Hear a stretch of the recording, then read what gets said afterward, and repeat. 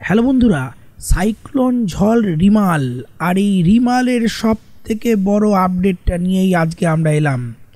আপনারা জানেন যে এই রিমাল সাইক্লোন ঝড় সে কিন্তু তীব্র গতিতে ধেয়ে আসছে, আর এই বঙ্গোপসাগরের উপরে এই সাইক্লোন যে ঝড় সেটা রূপান্তরিত হবে সিভিয়ার সাইক্লোন ঝড়ে, এবং সময়টা হচ্ছে ২৬ তারিখে সকালবেলায়, অর্থাৎ আজকেই সকালবেলায় এই সাইক্লোন ঝড় রিমাল সেটা পরিবর্তিত হবে সিভিয়ার সাইক্লোন ঝড়ে, এবং তারপর সে ধেয়ে আসবে বাংলাদেশ এবং পশ্চিমবঙ্গের দিকে।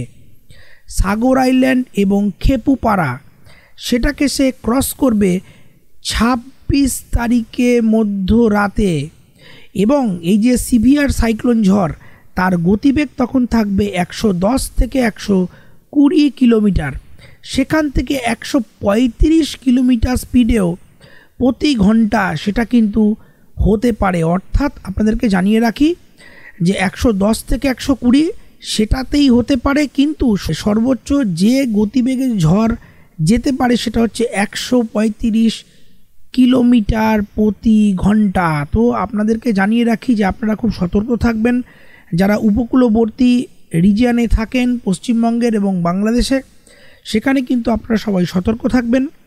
আমরা আবারও আপনাদেরকে বিভিন্ন রকমের আপডেট দিতে থাকবো। তবে আমাদের এই স্যাটেলাইট যে ছবি, যেটা কিনা IMD থেকে নেওয়া, এই স্যাটেলাইট ছবি আপনাদের কেমন লাগলো আপনারা অবশ্যই আমাদের কমেন্ট সেকশনে লিখে জানান।